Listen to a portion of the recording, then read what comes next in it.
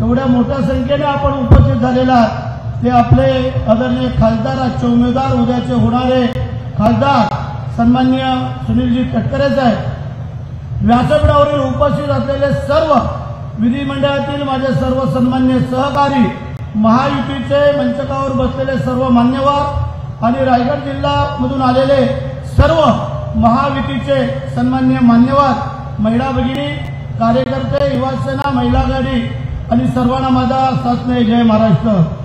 म्हणजे फार वेळ कमी आहे. खरं म्हणजे सभा अगोदर चालू व्हायला पाहिजे होती, पण आमच्या नेते मंडळींचं म्हणणं होतं की आपले उमेदवार येऊ द्या.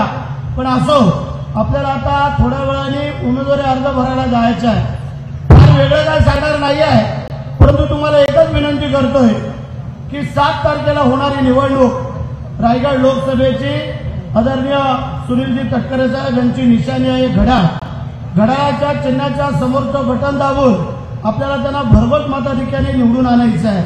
आम्हाला सगळ्यांना कल्पना आहे, भारतीय जनता पार्टीची मंडळी असतील, शिवसेनेची मंडळी असतील, इतर काय वेगळ्या पक्षाची मंडळी असतील, यांनी कधीही घड्याळासमोरचं बटन दाबलेलं नव्हतं. परंतु या वेळेला आपल्या त्या मतपेटीमध्ये ना कमलाचं निशाण असणार आहे, ना आपल्या धनुष्यबाणाचं असणार आहे.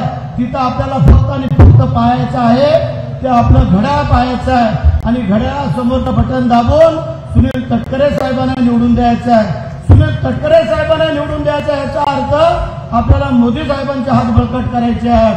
कारण या देशाचे पंतप्रधान कसे असावे हे आत्ताच आपल्या धैर्यशील दादांनी यांनी सगळ्यांनी सांगितलं.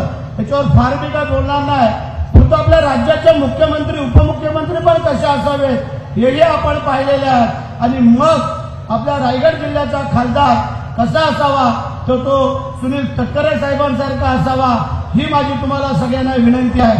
अरे ज्याला आपण 6 वेळेला निवडून दिलं, केंद्रामध्ये 2 वेळेला मंत्रिपद दिलं, त्याने एकही काम या 6 विधानसभेमध्ये दाखवावं, ठोस काम, की माझ्या या 6 टर्मच्या ह्याच्यामध्ये आणि 2 टर्मच्या मंत्रिपदामध्ये या गीतेने एक तरी ठोस काम दाखवावं.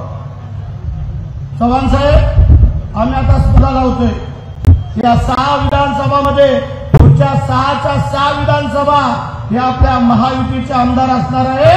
तेही तुम्हाला आम्ही सांगतो.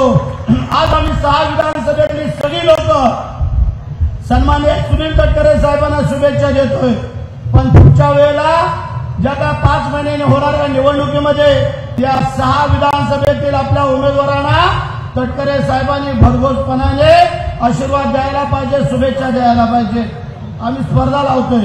प्रत्येक आमच्या विधानसभेतून आम्ही सांगू इच्छितो, आज या संपूर्ण समोरच्या जनसमुदायाच्या समोर आम्ही महाड विधानसभा मतदारसंघातून आमच्या या खासदारांना सुनील तटकरे साहेबांना जो लीड देणार आहोत तो 40,000 फार हा लीड आम्ही आमच्या महाड विधानसभा मतदारसंघातून देणार आहोत.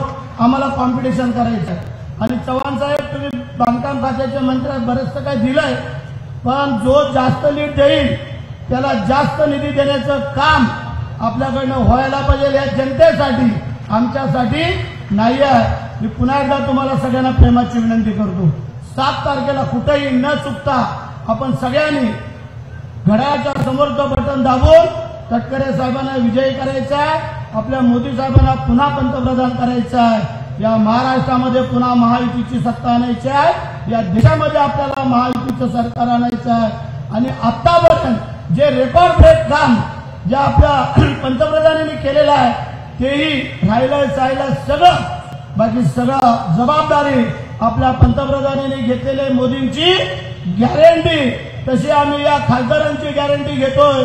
आम्ही सगळे आमदार आणि त्याप्रमाणे खासदारांनी नंतर आमची गॅरंटी घ्यावी एवढीच विनंती करतो. तुम्हाला पुन्हा एकदा शुभेच्छा देतो. जय हिंद, जय महाराष्ट्र, वंदे मातरम. एबीपी माझा, उघडा डोळे बघा नीट.